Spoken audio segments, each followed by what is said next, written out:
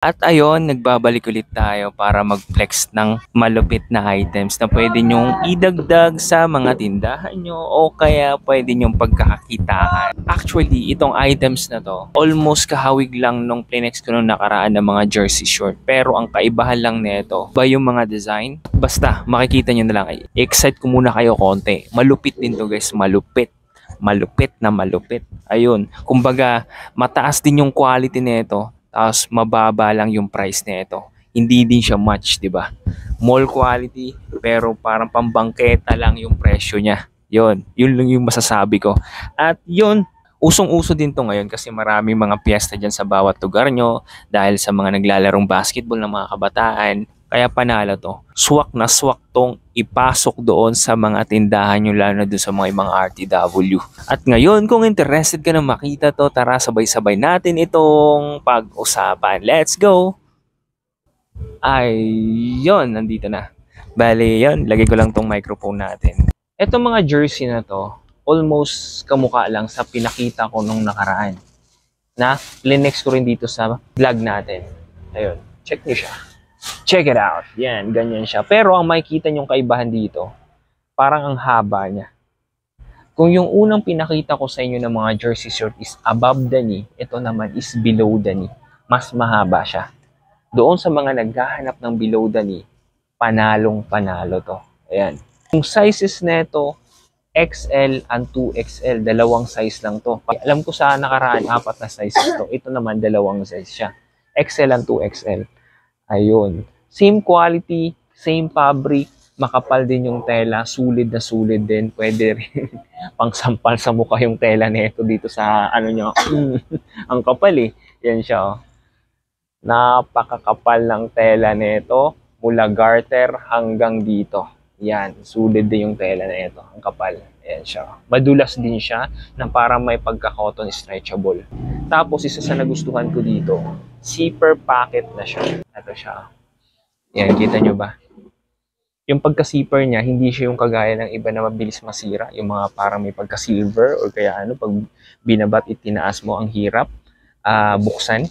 Ito, mabilis na mabilis. Kaya doon sa mga misis na gustong buksan yung mga short ng mga asawa o jowa nila, panalong panalo. Lalo na kung naghahanap po yun ng pera sa mga short nila. Mas maganda kung walang zipper yan, no?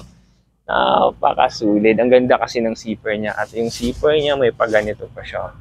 Para siyang, di ko maintindihan, plastic siya na matigas. Yan. Ang ganda. Wala akong masabi. Yun. Ganon din sa kabila. Zipper pocket siya, makapal ang tela, makapal yung garter. Dalawang sizes, XL and 2XL. Yung, yan. Sa mga naghahanap ng below the knee na short, ito para sa inyo. Tapos meron din tayong design na kulay white. Sa mga mahilig sa knit, gustong-gusto palagi nagsusuot ng white, ito para sa inyo. At napansin ko lang din sa mga jersey short na ipiplex ko ngayon, parang simple siya, hindi siya over-decorated. Unlike sa pinakita ko nung nakaraan, parang yung iba may over-decorated, yung iba colorful, yung iba simple. Ito, almost simple yung mga design niya. Tapos, zipper pocket din siya, same lang din naman. Same garter, makapal, same tela, makapal. Yun. At below the knee yung mga yan. Mamaya magsusuot tayo ng isa sa mga to at ipakita kung gaano siya kahaba. Meron din tayong Los Angeles Lakers. Napakasimple lang yung design na. At isa rin pala sa napansin ko dito guys, kung yung Plinex ko nung nakaraan, back-to-back sublimation siya. Ito, almost front lang yung may sublimation nyo. Pero subli rin naman siya. Pero yan, dito lang sa mga gilid makikita. Ayan o. Ayan. Pero plain na plain niya siya dyan sa likod. Almost yung subli niya nasa harap. Ayan o. Doon sa mga naghahanap ng simpleng short lang, panalong panalo. Marami kasing mga nagsusot din o naghahanap din ng mga idaran na simpleng jersey short lang hinahanap nila.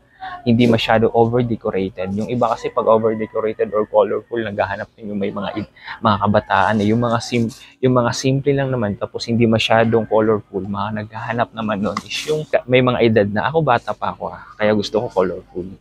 Nasa 20 below lang ako. Yan. At yun, mali pala ako ng info. Kasi yung i-flex ko sa inyo guys, meron siyang subli sa harap, meron din siyang subli sa likod. Hindi pala lahat, hindi pala lahat. Pero more on sa pinakita ko, plain siya. Etong pangalawa, plain siya. Ayan o.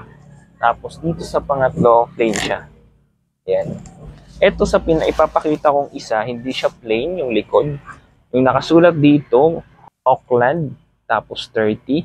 Tapos sa likod, Kerry. Stephen Kerry yan. Almost same quality, zipper pocket, makapal yung tela, meron din siyang ganito. Meron din tayong Chicago Bulls, yan, sa mga naghahanap naman ng black colors. Meron din tayong Chicago Bulls, yan. Plain din yung likod niya, yan. Almost same quality doon sa pinakita ko, yung i-reflex ko lang sa yung design nila. Ito ang ganda rin nito. Ang ganda ng ng kulay niya, kulay red.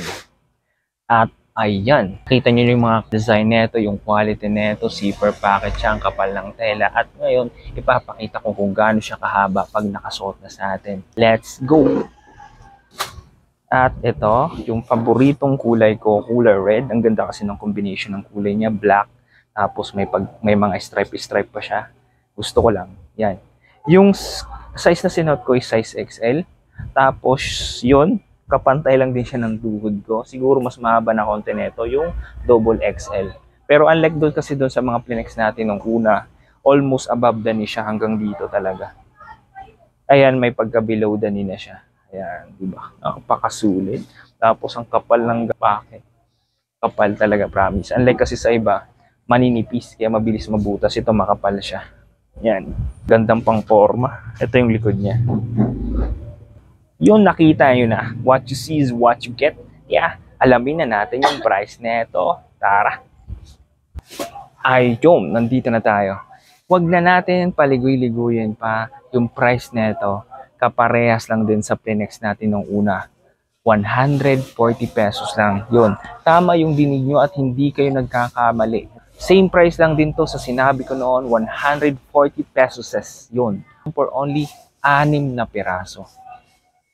Napakamura. Bakit? Ang ganda kasi ng quality. Ang kapal ng garter, zipper pocket, ang kapal ng tela. Alamol quality siya. Pwede mo siyang ibenta ng 300, 250, o kaya 200 pesos. Pinakamura. May tubo ka ng 60 pesos. Yan. Palag-palag to guys. Sa ganda ng quality na yun. Ala premium, mall quality yung datingan. For only 140 pesos wholesale, 6 na piraso. Panalong panalo. Yan. At ayan, magaganda siya. Ang gaganda ng mga design. At yun pala, munti ko nang makalimutan. Ipakita ko lang kung gaano kahaba yung 2XL sa XL para at least may idea kayo. Ito, 2XL siya. Yan, para hindi nyo sabihin na gaano ako. At wala tong cut. Yan mo yung video. Wala tong cut. Wala siyang cut. Parang baka sabihin nyo, para sa XL lang yung ipakita ko sa inyo. At ito namang isa is yung size to. Pakita ka, huwag niyo akong pahiyain. Yan, XL siya. Yan, XL. Itong hawak ko is 2XL. Ngayon, iunahin ko yung XL para ma-compare natin yung haba ng dalawa. Yun. Regarding sa size niya, ayan, yung una nito XL, yung likod niya ito 2XL. Yan. Pantay siya guys ha. Ayan o. Pantay. Yan. Pantay yan ha. Pantay yan. Nauna pa nga siguro itong blue. XL yan. Pantay siya. Ganyan yung ano niya. Kung napakaliit lang. Speaking of napakaliit lang, yan yung inches lang. Tapos garterized pa. Kaya kahit di ka na mag-matter doon. Ngayon punta tayo sa baba. Kung ano rin yung difference niya. Ayun. Yan. Yung difference niya, yan. Almost parang ganyan lang ng kuko natin. Ganyan lang yung haba niya. Ayan o. Yan, napakaliit. Inches lang. Yan. Kaya kahit hindi ka na mag-matter doon sa sizes, kahit XL pa yan o 2XL pa yan, as may garter siya, tama ba English ko? Basta may garter siya, yun na lang para mabilis. Basta may garter siya, wala ka nang po-problemahin. Nauunat naman to, pwede mo siyang itali. Ayan. Yun. Pwede to sa mga dambuhala, pwede rin to sa mga payat. Yan, itali mo lang siya. At ayun, for only 140 pesos, ano pang hinihintay mo, magnegosyo ka na. Sabay-sabay tayong magnegosyo. may pera dito guys, magsimula ka ng magnegosyo. Kahit mag-online ka o kaya mag-dropship ka sa akin, tutulungan kita kung paano magkapera dito. Hanggang sa lumago ka at magkaroon ka na ng maraming RTW business all over the Philippines. Panalo yan. Paano ba yan? Hanggang dito na lang. Marami pong salamat. God bless po.